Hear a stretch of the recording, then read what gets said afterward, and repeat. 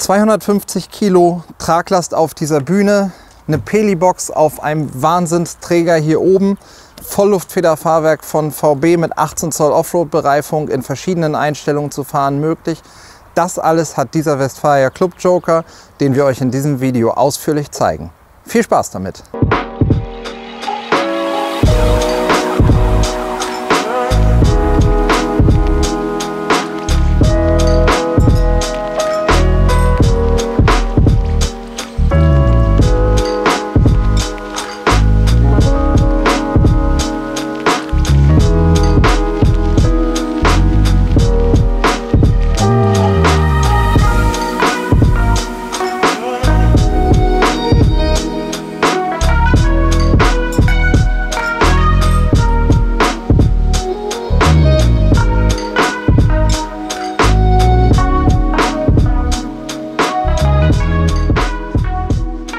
Herzlich willkommen zu einem Video von Togo Reisemobile. Heute zeigen wir euch diesen Westfalia Club Joker ganz ausführlich. Und zwar ist das für uns eine ganz neue, besondere Situation. Und zwar zeigen wir euch, glaube ich, das erste Mal auf diesem Kanal keinen Neuwagen, sondern ein Fahrzeug, was zugelassen ist im Februar letzten Jahres. Das zeigen wir euch, weil er ganz viele tolle Sachen dran hat. Aber bevor wir mit diesem Video loslegen, denkt dran, den Kanal zu abonnieren. Einfach auf Abonnieren klicken, die Glocke aktivieren, damit ihr bei jedem neuen Video eine Mitteilung bekommt und immer rechtzeitig Bescheid wisst. Ja, warum zeigen wir dieses Fahrzeug? Zum einen, weil es, finde ich, super spannend ist und zum anderen, was für uns eine ganz neue Situation ist, ein Fahrzeug, was wir auch so verkaufen können. Normalerweise zeigen wir euch immer Autos, die ihr dann bestellen sollt. Jetzt ist das ein Auto, der steht so zum Verkauf. Für die Interessierten von euch, einfach unten in der Videobeschreibung verlinken wir euch die mobile.de Anzeige. Da ist die Ausstattung genau aufgelistet. Das, was man halt ganz klar sagen muss, wir haben den Wagen letztes Jahr im Februar ausgeliefert. Das heißt, der ist jetzt ungefähr 15 Monate alt, hat knapp 15.000 Kilometer und der Wagen ist, ich weiß, dass ich es immer wieder sage, aber Vollausstattung ist hier tatsächlich kein Ausdruck. Und zwar haben wir ein Fahrzeug, der hat bei uns knapp 100.000 Euro gekostet. Dann hat die Firma Taranger oder Teranga, ich weiß gar nicht genau, wie es ausgesprochen wird, hier einen Fahrradträger angebaut, eine 250 Kilo Bühne hier unten angebaut, ein VB Vollluftfederfahrwerk angebaut, eine Alarmanlage ist verbaut worden, dass wir am Ende einen Listenpreis von fast 125.000 Euro haben. Und das ganze Auto inserieren wir jetzt für 88.900 Euro. Das heißt, ein Auto, Neuzustand, Vollausstattung, alles, was das Herz begehrt, Solaranlage, Ladebooster, Lithiumbatterie, alles hier mit drin. Zum Gesamtpreis 88.900 Euro, weil der Kunde sich halt im Grundriss etwas vertan hat und ein etwas größeres Auto jetzt neu genommen hat. Und jetzt zeigen wir euch in diesem Video, wie die ganzen Dinge sich genau darstellen. Wir haben hier eine Rollerbühne, das ist eine Fiedlerbühne. Wie man sehen kann, alles an diesem Auto ist im Prinzip individuell gemacht. Auch diese Bühne ist schwarz beschichtet, sodass das alles in diesem Schwarz-Weiß-Thema ist, wie das ganze Auto erstellt ist. Diese Bühne hat sage und schreibe 250 Kilo Traglast. Das heißt, ein echtes Motorrad, ein echter Roller kann da drauf transportiert werden. Hat hier die normale Beladeschiene mit dabei und dann wird der Roller hier fest verankert und kann transportiert werden. Jetzt sagt man normalerweise, was passiert denn, wenn ich da 250 Kilo draufstelle? Da kippt doch das ganze Auto hinten weg, weil der hinten total überladen ist. Deswegen hat der Wagen ein VB Vollluftfederfahrwerk bekommen, sodass er automatisch einen Lastausgleich macht und hinten automatisch wieder hochpumpt, wenn was Schweres draufsteht und damit in jeder Beladungslage automatisch eine tolle Fahrsituation hat. Und da der auch 204 PS Allrad-Automatik hat, denke ich, ist er sowieso über jeden Zweifel erhaben. Die Firma Taranger hat vor allem hier in dem hinteren Bereich sich austoben dürfen sozusagen. Wir haben einmal die Bühne hier hinten dran. Dann haben wir diesen Fahrradträger. Das ist ein Prinzip, was die alleine machen oder was die für sich entwickelt haben mit dabei. Der basiert auf dem originalen VW-Fahrradträger, ist aber selbst beschichtet. Und dann ist der Träger halt mit so Airline-Schienen, glaube ich, nennt sich das, ausgestattet, wo man alle möglichen Sachen draufschrauben kann. In diesem Fall hat sich der Vorbesitzer eben dafür entschieden, dass er ein echtes Ersatzrad haben will, was beim VW-Bus mit einer Offroad-Bereifung immer problematisch ist, weil an der Stelle, wo das Ersatzrad normalerweise dran ist, das eben nicht passt. So haben wir auch hier hinten eine 18 Zoll Felge mit der AT-Bereifung, die er rundrum drauf hat, mit dabei. Dann haben wir hier ein Halter für den Roller. Man kann das Ganze natürlich auch runternehmen und einen normalen Fahrradträger dran machen. Und daneben auf der anderen Seite diese Peli-Box einfach als zusätzlichen Stauraum. Weil so cool der Club Joker auch ist, ein bisschen wenig Stauraum hat er eben schon. Und auch das ist mit dabei. Ja, das Ganze gibt es nicht ganz geschenkt. Ich habe die Rechnung hier liegen, also für denjenigen, der sich ernsthaft dafür interessiert. Wir haben, das sind Träger, Beschichtung, Ersatzradhalter, Peli-Box, da kommen 3.000, 4.000 Euro zusammen. Dafür ist es aber auch einfach eine sensationell coole Lösung. Und was ich ganz spannend finde, jetzt muss ich mal gucken, ob ich gut rankomme. Man hat ja immer das Problem, habe ich Fahrräder und solche Sachen drauf. Ich klappe die Klappe hoch und die Klappe kommt langsam wieder runter mit der Gefahr, mir von hinten auf den Kopf zu hauen. Hier ist es so, nee, das muss ich von vorne machen, so seitlich habe ich nicht genug Kraft. Von hier geht's gut. Ich ziehe die hoch und guck mal, wir haben jetzt das Ersatzrad und die Box drauf, die ist natürlich leer, aber die Dämpfer wollen mehr. Die wollen mehr Gewicht. Ja, wir dürfen jetzt, glaube ich, 75 Kilo kann man noch zuladen. Und das, was die gemacht haben, verstärkte Dämpfer bauen wir ja auch schon immer ein. Hier haben wir eine komplett neue Aufnahme hier unten und eine komplett neue Aufnahme da oben, sodass das Dämpfer sind, die halt die komplett beladene Klappe locker hochheben. Auf der Rechnung, die ich mir angeguckt habe, steht, glaube ich, dass die 1500 Newtonmeter Druckkraft haben. Ich weiß nicht, ob einer oder steht das drauf, einer oder beide. Nö, steht nicht genau drauf. Und auf der Rechnung steht drauf, Klappe kann ohne Beladung kaum noch geschlossen werden. Da habe ich zuerst drüber geschmunzelt. Jetzt habe ich aber eben versucht, die Klappe wieder zuzumachen. Das ist tatsächlich so, dass man Kraft braucht. Bis hierhin geht das noch ganz gut, aber da muss man über den Punkt drüber, da hat er schon richtig Dampf. Also ich kann mir gut vorstellen, dass wenn die Box voll ist, dass der das immer noch gut hochhält. Ja, was ihr hier von hinten sehen könnt, das Auto hat werksseitig damals noch von uns bekommen, dieses Outdoor-Camping-Paket von Westfalia. Das heißt Tisch und die beiden Stühle, die unten drin liegen, die Westfalia-seitig mit dabei sind. Wir haben hier, das haben wir bei der Auslieferung gemacht, eine Sog-Toilettenentlüftung eingebaut. Das heißt, der hat den Filter hier unten in der Ecke sitzen, dass er über den Boden filtert, dass einfach keine störenden Gerüche in den Innenraum nach draußen gehen. Und hier drüben habt ihr den ganz normalen Stauraum. Da ist unten in der Ecke der Gaskasten, aber ansonsten ist es einfach ein praktischer Stauraum. Ebenfalls eine Option und auch die Leute, die jetzt sagen, ich will eigentlich einen neuen Club Joker bestellen, für die ist das, glaube ich, auch ganz interessant hier zu gucken, weil alle Möglichkeiten hier mit drin sind. Das ist dieses Moskitonetz für die Heckklappe, was ihr als Option bestellen könnt. Ich glaube, es kostet 99 Euro Aufpreis. Das sollte man auf jeden Fall mitnehmen, wenn man sich einen Club Joker neu bestellt, weil man so einfach mit geöffneter Klappe stehen kann und von hinten kein Getier reinkommt. Abnehmbare Anhängerkupplung hat der Wagen natürlich auch, dass wenn mal keine Bühne dabei ist, man eben auch was ziehen kann. Also es ist wirklich für alle Optionen was da. Und ich werde jetzt noch mal all meine Kraft zusammennehmen und die Klappe zumachen. So, und ich bin wirklich nicht schwach, aber man braucht hier Mucki. Als Basisfahrzeug haben wir hier ein T6. Wie gesagt, zugelassen ist dieser Wagen jetzt im Februar 2019. Der hat die Außenfarbe Oryx Weiß. Das ist so ein, ja, ich würde mal sagen, Perlmutt-Weiß-Zaubereffekt. Ich finde es wunderschön. Es passt total geil zu der Westfalia-Optik mit diesen ganzen schwarzen Streifen mit dabei. Wir haben das Exterieurpaket damals mitgeordert. Das heißt, die ganzen Anbauteile mit in Wagenfarbe lackiert. Und nachträglich hat der Besitzer jetzt hier noch die Radläufe drauf gemacht. Und ich finde, gerade bei so einem hellen Auto machen die sich richtig gut. 18 Zoll Felgen hatte ich ja schon gesagt. Und das hier eben, das ist jetzt die normale Fahrstellung mit diesem Vollluftfederfahrwerk. Das starten wir jetzt von der anderen Seite mal und gucken uns an, wie weit der Wagen rauf und runter kann. Bevor wir reingehen, vielleicht noch ein kurzer Blick hier auf die Lampen.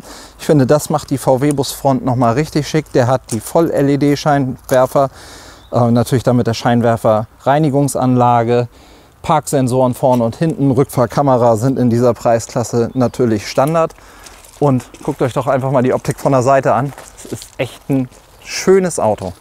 Und wer sowas in neu haben will als T6.1, können wir euch das natürlich gerne bestellen. Ich mache mal kurz den Motor an, damit wir die Luftfeder ein bisschen rauf und runter fahren können.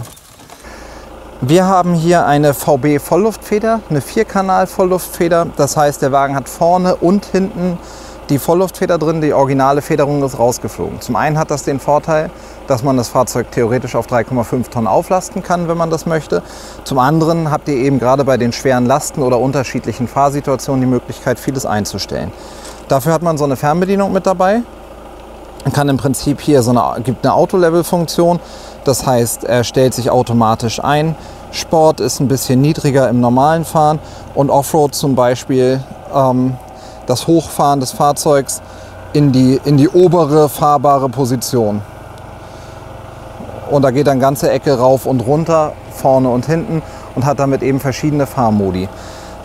Insgesamt wird der Fahrkomfort natürlich toll, weil er das alles ausgleicht, aber auch das Fahrverhalten super komfortabel und stabil wird. Und wer möchte, kann auch sich eigene Parksituationen oder Einstellsituationen, zum Beispiel auf einer eigenen Auffahrt oder sowas einstellen und auch getrennt die Vorder- und Hinterachse rauf und runter bewegen. So wie er jetzt zum Beispiel ist, sind wir schon eine ganze Ecke höher als eben. Das wäre jetzt die Offroad-Fahrposition.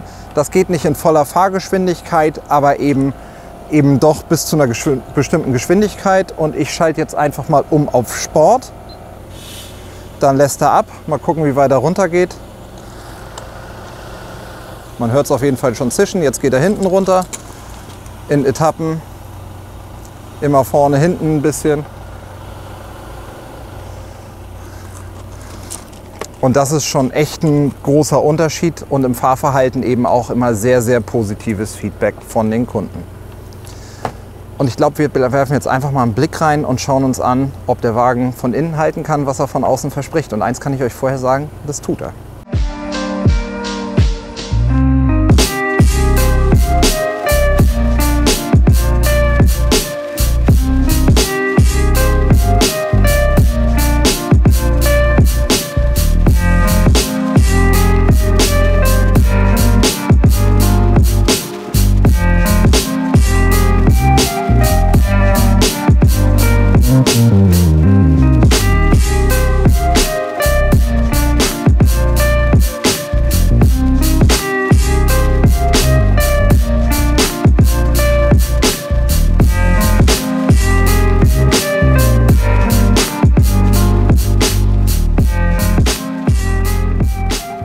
Auch von innen, glaube ich, hat der Wagen nicht zu viel versprochen, ist er einfach auch High-End ausgestattet.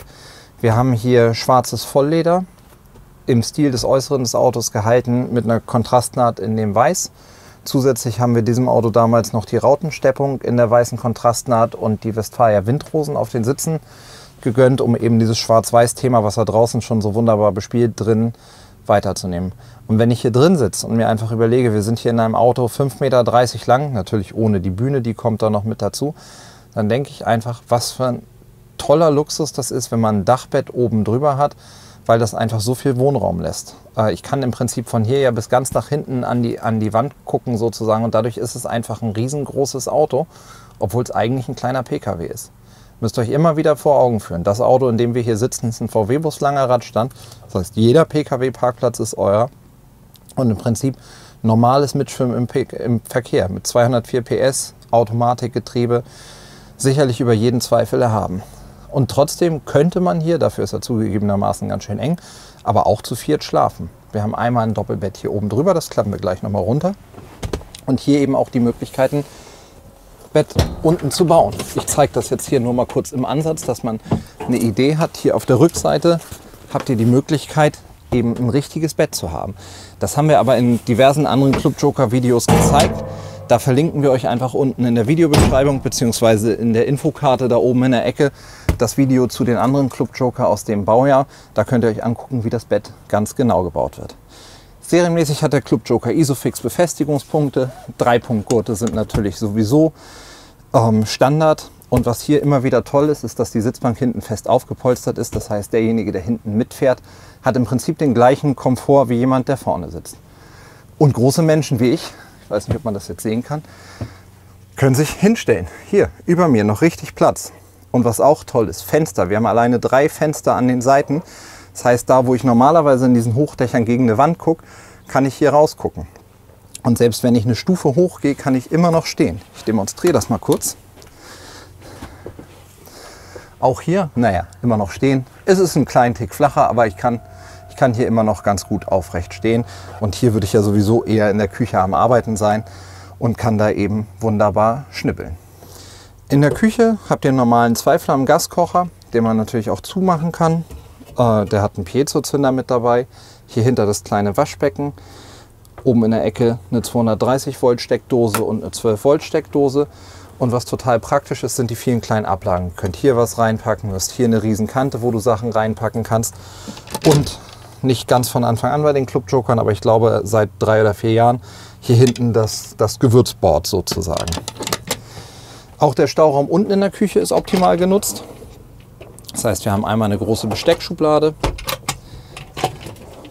und darunter diese Schubladen, guckt euch mal an, wie tief die sind. Da passt auf jeden Fall sehr viel rein. Und ganz unten ein bisschen kürzer, weil da natürlich der Radkasten dahinter ist. Und das gleiche haben wir hier hinten nochmal. Oben eine kleine Klappe, um den Raum unterm Waschbecken beladen zu können. Und dann nochmal die tiefen Schubladen hier. Und ganz unten ebenfalls nochmal eine kurze. Und das letzte bisschen, was wir Stauraum in der Küche haben, haben wir hier vorne nochmal die offenen Ablagen, wo man auch da relativ viel unterbringen kann. Da haben wir auch die Bordelektrik von Westfalia, beziehungsweise die für euch wichtigen Sachen mit drin. Pumpen, Hauptschalter, Batteriehauptschalter und alle Sicherungen. Apropos Batteriehauptschalter. Wir haben hier damals vor der Auslieferung eine Solaranlage aufgebaut. Dürfte so 85 Watt Leistung haben. Die ist hier direkt über uns mit drin. Und wir haben auch die Batterietechnik komplett umgerüstet auf eine Lithium-Batterie und in dem Zuge damals auch einen Ladebooster mit eingebaut, dass eben auch energetisch in diesem Auto alles perfekt auf autarkes Stehen ausgerüstet ist.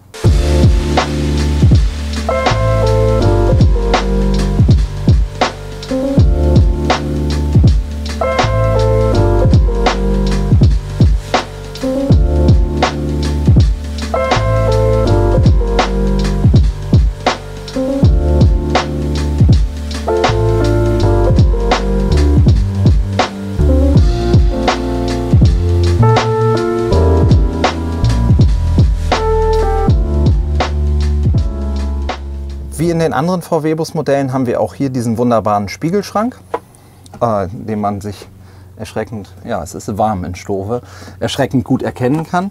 Und darunter hier die ganze Säule auch mit Stauraum. Oben die Schublade, darunter den Kühlschrank.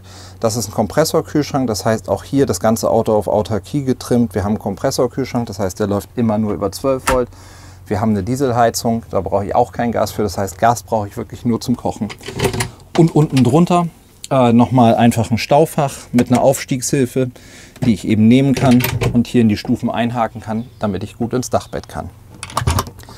Hier daneben Schränke, einen richtigen Kleiderschrank, in dem ich auch hängen kann. Da haben wir auch immer mal wieder einfach Böden reingemacht, dass man es als Stauraum nutzen kann, jeder so wie er mag.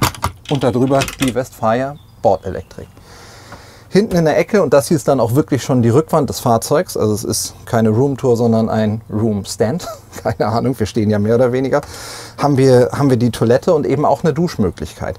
Das ist halt clever gemacht, weil die Toilette in dem Sinne keinen Raum wegnimmt und wenn ich in der Küche stehe, stehe ich schon irgendwie mit dem Rücken in dem Bad. Aber ich habe hier zwei Falttüren, die ich eben, warte mal, ich nehme mal den Teppich hoch, dass wir das besser zeigen können. 2 Falttüren, die ich hier eben rausnehmen kann. Und mit der zweiten bilde ich dann hier quasi ein Viereck. Und so habe ich auf so einem kleinen VW-Bus eine Nasszelle mit einer echten Dusche, mit einer echten Toilette und allem realisiert. Ich meine, jedem ist klar, dass wenn man 5,30 Meter Außenlänge hat, dass man da keinen Tanzsaal hat. Aber im Verhältnis dazu ist schon krass. Und trotzdem haben wir noch ein richtig schönes Bett. Und das ist da hinter euch. Und das ziehe ich jetzt mal nach vorne. Zum Bettenbau ist das ganz einfach. Einfach links, rechts entriegeln, dann den ganzen Schlitten nehmen, hier nach vorne ziehen und dann haben wir hier hinten die Matratze und haben eine richtig schöne Folie-Matratze mit punktelastischem Lattenrost drunter. Wenn du mir die Kamera gibst, zeige ich euch einmal, wie es hier oben aussieht. Guck mal, deswegen bin ich nicht Kameramann, sondern Sprecher, weil das nicht meine Stärke ist. Aber hier habt ihr punktelastisches Lattenrost, da drauf die Matratze und damit keine Fehlinformation rüberkommt. Da hinten, wo ist mein Finger, auf dem letzten Matratzendrittel ist kein punktelastisches Lattenrost. Dafür ist kein Platz gewesen. Und das ist Chris. Das ist ein Westfalia Club Joker aus dem Modelljahr 2019 gewesen. Mich würde persönlich interessieren, ob es für euch spannend ist, auch mal junge Gebrauchte oder auch ältere Gebrauchte zu sehen, weil ja im Prinzip das kein Auto ist, was ihr genauso bestellen könnt. Aber ich glaube, hier sind so viele interessante Sachen drin, die einfach auch für Autos, die ihr schon besitzt oder die man eben auch bei neuen Autos umsetzen kann. Deswegen lasst uns doch bitte einfach in den Kommentaren mal eure Meinung da, ob ihr in Zukunft auch gerne mal einen Gebrauchten zwischendurch sehen wollt, wenn er so toll ist wie dieses Fahrzeug. Oder ob wir das lieber sein lassen sollen und uns auf die neuen Autos konzentrieren sollen. Ja, ich hoffe, euch hat das Ganze gefallen. Wenn es euch gefallen hat, lasst einen Daumen hoch da. Und wir freuen uns auf euch in den nächsten Videos. Viel Spaß und bis bald.